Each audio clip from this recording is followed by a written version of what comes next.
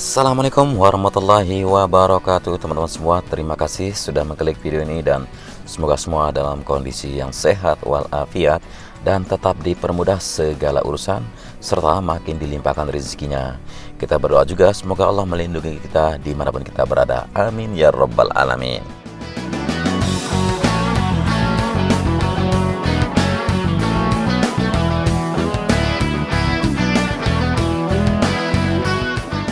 Kembali lagi kita di sirkuit MotoGP Mandalika di sore hari ini untuk melihat bagaimana pencapaian dan beberapa titik yang sedang masih dikerjakan.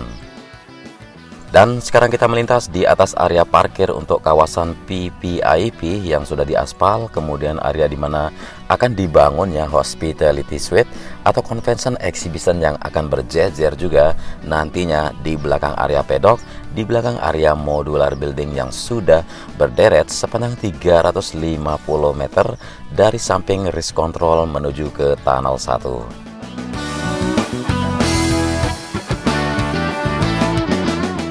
Ya, semakin hari semakin dipercepat untuk progres dari modular building sebagai garasi untuk gelaran balap IATC, WSBK, kemudian untuk MotoGP juga.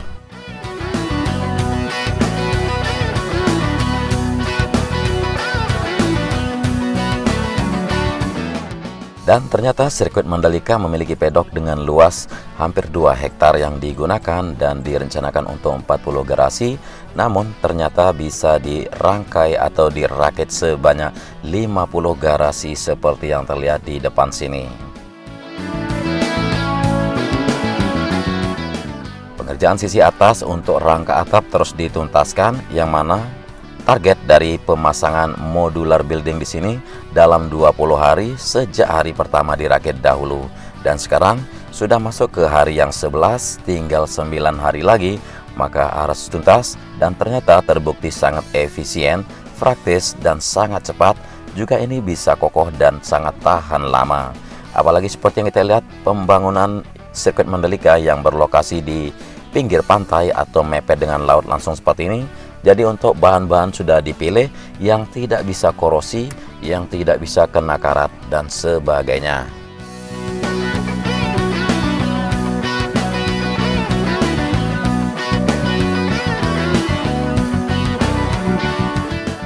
Ya, untuk area juga di sini yang menjadi Hospitality Suite dan juga Convention Exhibition nantinya akan ditata setelah selesai pembangunan dari garasi di sini. Ya, sekilas kalau kita melihat sisi belakangnya, saya anggap mirip-mirip dengan Karbarata yang ada di bandara yang terkonek ke masing-masing terminal.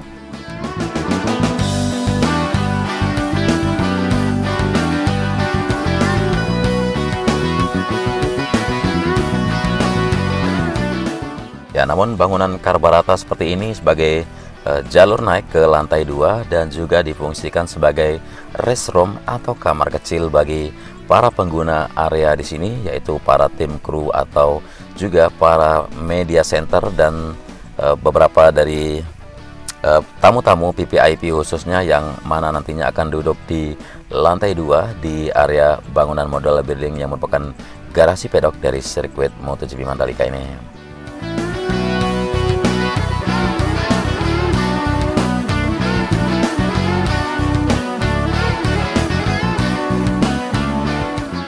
Ya, terbilang sangat cepat sekali ya pembangunan dari garasi pedok di sini, yang mana hanya belasan hari sudah berdiri seperti ini. Dan jadi kita tidak akan harus malu ya ke negara-negara lain kenapa kita memiliki garasi pedok seperti ini. Intinya adalah balapan dan para pembalap memiliki kesan yang sangat suka, sangat senang dengan racetrack yang ada atau lintasan balap buat mereka.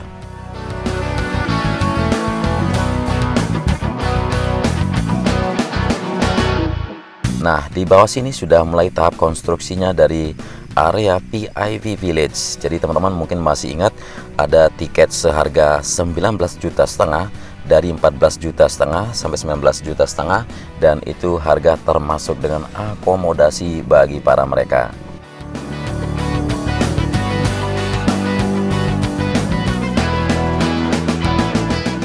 Nah, jadi buat tamu yang pemegang tiket premier, kita bilang deluxe tiket ataupun dari VIP Village, nantinya mereka nggak perlu keluar atau cari hotel yang lain karena di sini sudah dibangunnya ya, sedang mulai dibangunnya untuk VIP Village tersebut. Ya, beruntungnya buat para pemegang tiket yang khusus di VIP Village nantinya bisa menikmati yang namanya jumpa fans dengan para rider, kemudian bisa dinner bareng, bisa ngopi bareng, bisa nongkrong, apalagi berfoto-foto. Oke, itu ada teman kita yang sedang bekerja sambil goyang dompet menyapa kita semua di seluruh Indonesia untuk memberikan mereka semangat dan doa agar bisa tuntas dan lancar di sirkuit Mandalika ini pembangunannya. Ya, terlihat di sini sejumlah panel-panel untuk tiang maupun untuk kerangka bangunan sendiri dan juga untuk kerangka bagian atap tentunya terus dikerjakan.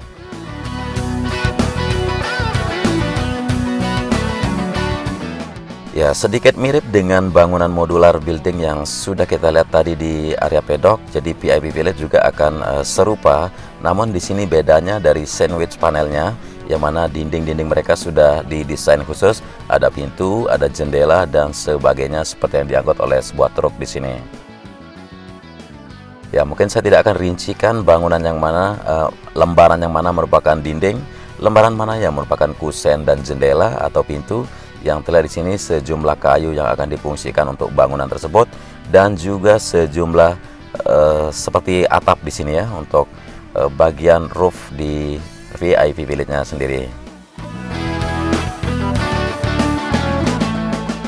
Nah, jadi di video kali ini kita akan melihat sisi luar dulu atau sisi lain dari trek, yang mana di sini ada sejumlah tumpukan dari paving block dan akan disiapkan untuk membentang ya. Dari titik sini akan terkonek dengan jalan aspal di depan sana yang merupakan kawasan VIP, dan juga sudah terbentuk di sini, di bawah sini sudah dilakukan pemasangan dari paving block sendiri sebagai jalur pejalan kaki. Nantinya mereka keluar dari VIP Village mau jalan-jalan ke sekitar sirkuit ataupun juga dari area parkir di mana shuttle bus akan drop off buat para penonton maupun pengunjung, dan inilah akses buat para pejalan kaki dan langsung bisa masuk menuju VIP Village ataupun bisa langsung ke area Tunnel 1.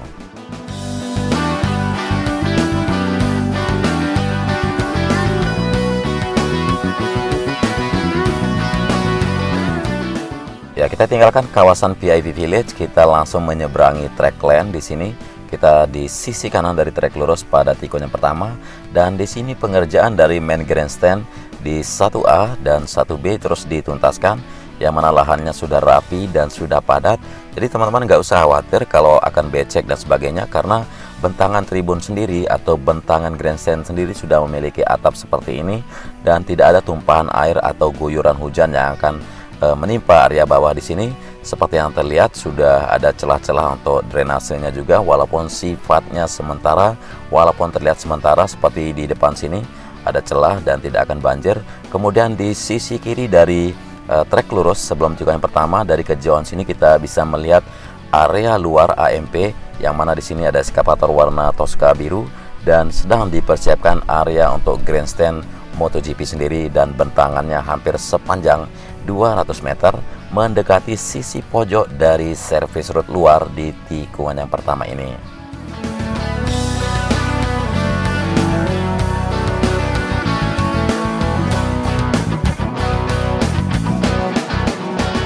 Dan sisi luar yang termasuk di sini di mana kemarin dibangunnya AMP atau Asphalt Mixing Plant sebagai alat pengaspalan pada track lane atau pengaspalan pada runoff dan pengaspalan pada service road sudah mulai diratakan dan ditata untuk area parkir juga. Dan tikungan pertama di depan kita sudah terlihat rapi, dan area graveling bed juga sangat rapi, dan kita akan lanjutkan pantau ke sini. Ini merupakan gerbang sisi timur yang berada di bawah observation deck area, yang mana kemarin di sini belum ada logo atau semacam banner merupakan denah dari atau layout dari sirkuit MotoGP Mandalika.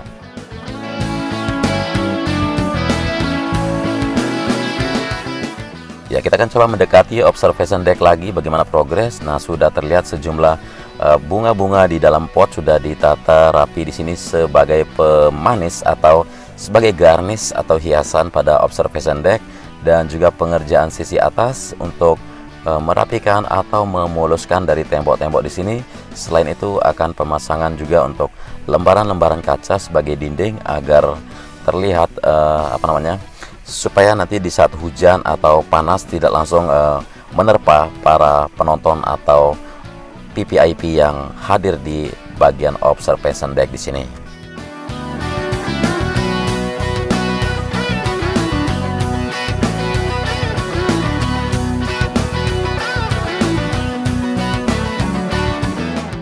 Ya, kita lanjutkan pantauan ke tikungan yang kedua dan tikungan yang lainnya. Di sini sudah tertata rapi untuk main grandstand 1B yang berada di sisi kanan dari trackland. Nah, jadi kalau kita perhatikan sebegitu banyak sekali persiapan yang dilakukan untuk menggelar WSBK nanti di Mandalika International Street Circuit. Ya, adapun WSBK di sini yang bisa menyerap sampai 8.000 tenaga kerja, teman-teman. Nah, peluang penyerapan tenaga kerja dari event World Superbike atau WSBK ini diperkirakan mencapai 8-12.000 orang, dan jumlah tersebut mencakup semua sektor yang ada di kawasan ekonomi khusus Mandalika yang berada di Lombok Tengah, baik untuk perhotelan maupun usaha mikro kecil dan menengah atau UMKM.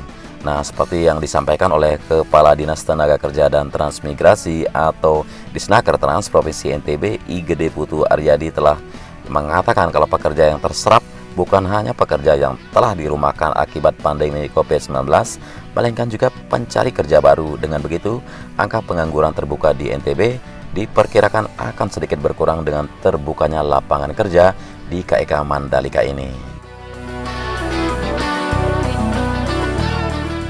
Nah, jadi kalau secara keseluruhan termasuk UMKM sekitar 8.000 orang, ini perkiraan daya serap tenaga kerja lokal saja ya, teman-teman.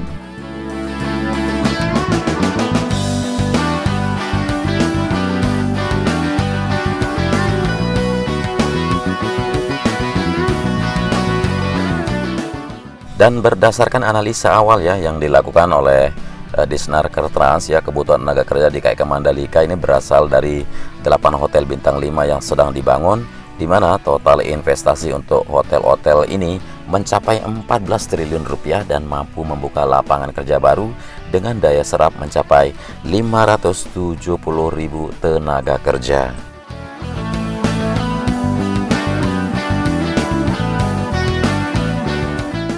Nah, untuk itu saat ini pihaknya untuk menyiapkan peningkatan kompetensi bagi tenaga kerja lokal agar sesuai dengan kebutuhan industri. Untuk itu pihaknya juga meminta industri terlibat aktif memberikan informasi terkait kompetensi tenaga kerja yang dibutuhkan, sehingga lembaga pendidikan, vokasi, dan lembaga pelatihan kerja juga bisa menyesuaikan kurikulumnya. Nah, di sini kita melihat progres untuk penuntasan atau penyiapan bagi 360 Hill atau Bukit 360 derajat untuk para penonton yang membeli tiket General Admission pada saat WSBK maupun MotoGP nanti.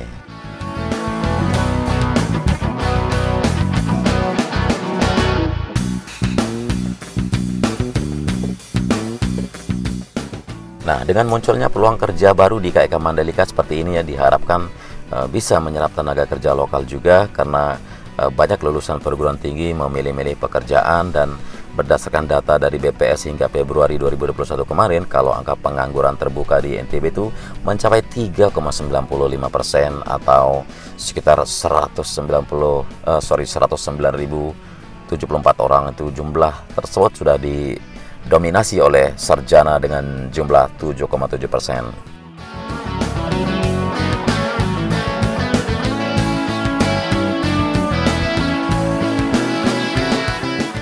Ya, terkait dengan persiapan WSBK juga Dinas Perhubungan tidak ketinggalan dengan kesibukan ya untuk menyiapkan bus-bus yang khusus akan menjemput penonton World Superbike atau WSBK di sirkuit Mandalika.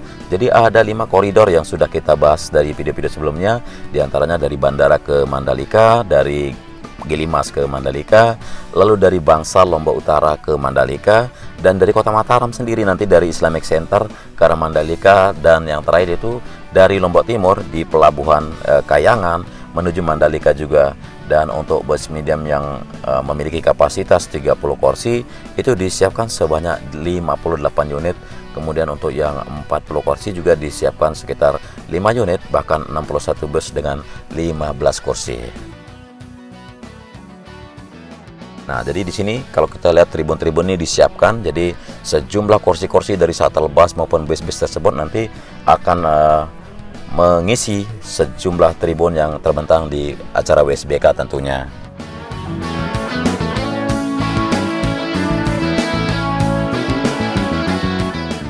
Ya, kita lihat persiapan-persiapan yang lain juga ya dari Dinas Perhubungan ya, untuk angkutan sewa atau ASK yang disiapkan bagi penonton ini yang dikhususkan yang telah memiliki tiket menonton WSBK. Nah, saat ini Dishub NTB bersama Organda juga telah semacam jemput bola ke masing-masing kabupaten dan kota untuk mengecek kesiapan ASK tersebut. Dan siang tadi juga Dishub NTB dan Organda melakukan pengecekan di Bangsal, Lombok Utara. Kemudian sore hari juga beranjak ke Lombok Tengah dan besoknya juga ke Lombok Timur.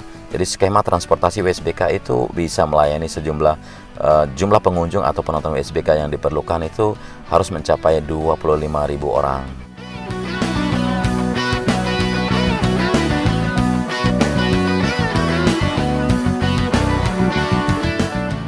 Ya, kita sedang berada di tikungan yang ke-16 yang merupakan tikungan yang paling menarik juga untuk menonton di sini, bukan hanya di tikungan 10 seperti yang kita lihat, dan di sini juga sangat indah teman-teman.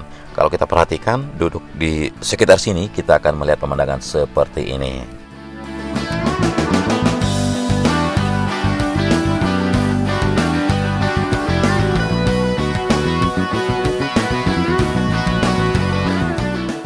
Jadi semua ini dipersiapkan sangat bagus sekali ya, dari semua pihak-pihak tuh menyiapkan. Apalagi sekarang kita udah tahu kalau sirkuit Mandalika yang akan menggelar balap pertama di bulan November. Balap pertama ini yaitu IATC, jadi Idemitsu Asia Talent Cup, dan sudah juga didesain untuk piala pemenang balapan ini pun sudah dirilis. Jadi teman-teman sudah tahu pastinya kalau Asian Talent Cup yang akan digelar di 12 sampai 14 November di sirkuit Mandalika, dan ajang ini akan menjadi menu pembuka ya bagi balapan-balapan lain yang nantinya digelar di sirkuit ini. Dan misalnya World Superbike pada 19-21 November, kemudian MotoGP pada 18 sampai 20 Maret di 2022. Ya, persiapan demi persiapan ya untuk dilakukan. Jadi dari pihak panitia, salah satunya yaitu desain piala untuk pemenang juara pertama, juara kedua, dan juara ketiga, dan sudah dirilis di Instagramnya Mandalika Grand Prix Association. Teman-teman bisa melihat Instagramnya MGPA, dan piala-piala tersebut sudah siap untuk diperebutkan oleh para pembalap-pembalap muda yang akan bertarung di Asia Talent Cup di Mandalika nanti.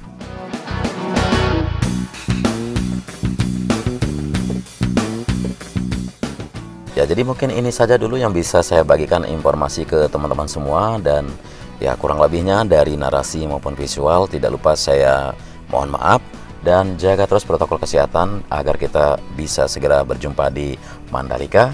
Dan terima kasih sudah nyimak sampai akhir durasi. Akhir kata, selamat beraktivitas. Wassalamualaikum warahmatullahi wabarakatuh.